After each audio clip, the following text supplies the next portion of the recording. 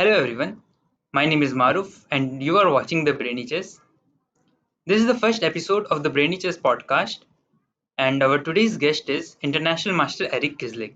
Thank you so much, Eric, for giving your time and to talk to me. So, the first question I would like to ask you is how and when you started playing chess and fall in love with it? Yeah, that's a very good question. I think the honest truth about why I fell in love with chess was that at that time when I first started to play, so I learned how to play when I was just in school when I was about 10 years old. But I didn't actually play. I just played a little bit in school for, a week, and then I didn't play for 4 years or so. And then later on, I went to my dad's college reunion, and there were a bunch of people playing chess there, and I got last place in a tournament. But I had never actually experienced the excitement of a tournament, and it was just such an amazing feeling to play with 50 people on these boards. It was just such a special feeling. And then I went home and I went to a bookstore, and they had all these great chess books. It said, John Nunn, Laszlo Polgar, and I said, okay, wow, these are some quite good books. And so some of them, Yasser Seirawan, some of the books were very hard to understand, but I said, okay, well, Chess by Laszlo Polgar, okay, that looks good. I'm going to buy that. Yeah, Winning Chess Strategies by Yasser Seirawan, okay, that looks yeah, interesting. And I just kind of went around, and the tournament was so exciting, and the books were so good. So I said, this is just fun. This is just fun, and I like studying this. And so my experience was probably different than a lot of people. I think many people that I know in chess, they just had a lot of fun playing, or they had they ran into a chess club and they had a coach or yeah, something like that. For me, it was none of that. I just went to one tournament just out of the blue, and then went to a bookstore, and then I saw good stuff there, and then I just thought this is a fun way for me to learn about something a couple hours a day. It was really stimulating. And I only played chess for less than a year, under age 18. So I played for Oh, about 9 months or so. And so I didn't even play 50 tournament games, not even 50 tournament games prior to age 18. And then at age 18, when I was in college, that's when I started to take chess seriously. And so okay. I hadn't played, I'd played less than a year, but then I started to take it really seriously. And I thought, oh, this is just really fun. I like studying it. It doesn't feel like studying. Some things that you study, they're not that exciting, or they're not that Yeah, fun. But chess is yeah, different. It's yes, like I had somebody ask me the other day, they said, well, just yesterday, they said, how do I stay motivated with studying? I said, when I study stuff, it doesn't even feel like it. It's the same for me as checking my email or checking my messages. I yes, go check to see if Magnus Carlsen won his game, or I go to check to see how Faruja played, or whoever. And I'm just yeah, checking the players, and it's not even, it doesn't feel like anything. I do a couple tactics on chess.com, and then I just, while I'm having breakfast or while I'm having dinner, it doesn't feel like study. It's just a fun thing to do. So that's the thing. If you can make chess really fun for yourself, it won't feel stressful. It will just be a yes, fun thing where you just keep getting better, but without making yourself tired, or really, it just becomes fun, basically, yes, in my yes, eyes. Yeah, yes. It should be fun. It should not be burden for you, right? Yeah. So you were 20 years old when you got your first FIDE ratings, right? that's true. That's true. Yes. Yeah. Yes. And then at 24, you became international master. Yes, that's right. Yes. Yes. So what happened was I had played. So by age 20, I think I had played, I don't know, maybe like 100 USCF games. So I played about 100 national games, maybe somewhere around that. And I was doing pretty well. Um, but that's when I started playing FIDE tournaments, and my rating went up really quickly, because at that time, when I was 20, I was working really hard on chess. I was Okay. probably spending 3 hours studying per day, basically. Yeah, Okay. You're spending 3 hours per day just to study, right? Okay. So you did all these things to become an international master. You did anything else to prepare yourself becoming an international master? oh, you mean outside of just things that I was studying in chess? Yeah. Well, one thing I would say is that I always had an interest in chess psychology and in thinking about chess.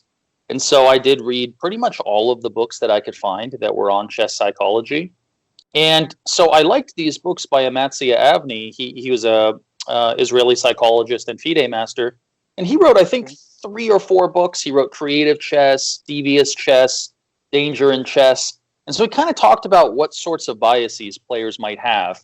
And so in my second book, Chess Logic and Practice, I had a chapter called Optical Biases, just different things that we get biased against just visually. We look at the board and we over focus on something, or we're scared of something, and kind of getting over those biases. And that's always been interesting to me because when I was in high school, my favorite class was psychology. And, when I started out in college, I took a lot of psychology classes.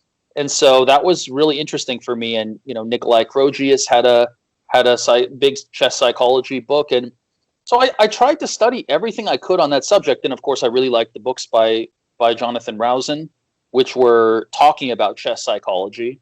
So Okay. these Yeah. types of things I really liked. And of course, I was always into I've always been into playing sports and staying active and just being, just being energetic. And when you have that kind of energy, I think it helps out your chess quite a bit as well. Just if you're feeling, always feeling full of excitement and eager to play your best games and just eager to do your best. So Yeah. that's kind of Yeah. how I look at the side of chess connecting to a bigger picture, connecting to your Mhm. life in that way. So. Yes. So, what do you think is the preferable age to start chess if someone really wants to become at least a title player? Ooh, yeah, no, I mean, honestly, I wish I could have started earlier. I wish I could have started earlier. It's pretty unusual for someone to get their first FIDE rating at age 20 and then make IM, in 4 years. Mm. So in general, yeah, I mean, if someone is able to start at age 9 or 10, yeah, that's awesome. I mean, I had a student who started taking lessons at age 7 and now they're 10. And I had a Okay. couple students. I had a student who started lessons when they were 8, and now they're 11. And so those Okay. players, so the kid who's was 8 years old, now he's over 2,000. His USCF Oh, rating is over 2,000. So he has, when you're that young and that good, and yes. you have Yeah. good guidance, I mean, he has a great chance of making grandmaster. Yes. So the 10-year-old kid that I teach, he does tactics, and he does some chess every day, and his chess.com tactics rating is about 2,200 or so, and he just keeps building up. You just keep building up, keep learning, keep having fun with it. Then it's to me, like I said, it's just a fun thing. It's like for a kid, maybe it could be compared to, let's say, being in a soccer league, and you just have some fun every week, and you just keep Yes. getting a bit better. So I honestly think if somebody can, yeah, starting pretty much as young as possible is great. But yeah, somewhere between 7, 8, those are perfect years. Yes. I get a lot of messages from players who started at an early age. Okay. But then they left chess due to their studies, right? And now they again want to continue chess. So, what will you suggest such players? Should they pursue chess as a career or not? Well, that's an interesting question. I mean, I think for a lot of people, it depends kind of what situation are you in. So, for example, when I was a FIDE master and I was very close to making IM, it didn't really make any sense for me to not just try to make IM. So it would have been very strange for me to suddenly just stop chess then. But once I became IM, I played a bunch of tournaments and stuff like that, and I was already in leagues. So the leagues pay you in many of the European leagues. So you're technically already a professional player at that point. So Okay. it's pretty hard to be a professional player below IM on those teams. But right when I got to IM, then you could play wherever you wanted. You could play in German leagues, Hungarian league, Austrian league. So for me, being where I am over here, yeah, it was just kind of perfect. But for people, it would depend. It would depend on the person's situation. So, like I know a lot of people who I knew a lot of people who were doing other stuff. They were thinking about going to law school, and then they just decided chess was much more fun. Yes. Of course, if you can go to law school, that's fantastic. I'm not telling Yes. anybody to not do that. but there are many people who just, like think of Gadakomsky, for example. He was going to medical school and he's just like, chess is, I don't know, I love chess. And Yeah. he just kind of decided chess was his passion in life. I think that's why he did it. Yeah. So it depends. It depends. I mean, I know a lot of people who are very, very successful in what they do. And so it makes sense if they have the choice between, serious professional chess or continuing to do their job. It just makes more sense to continue with what they're doing.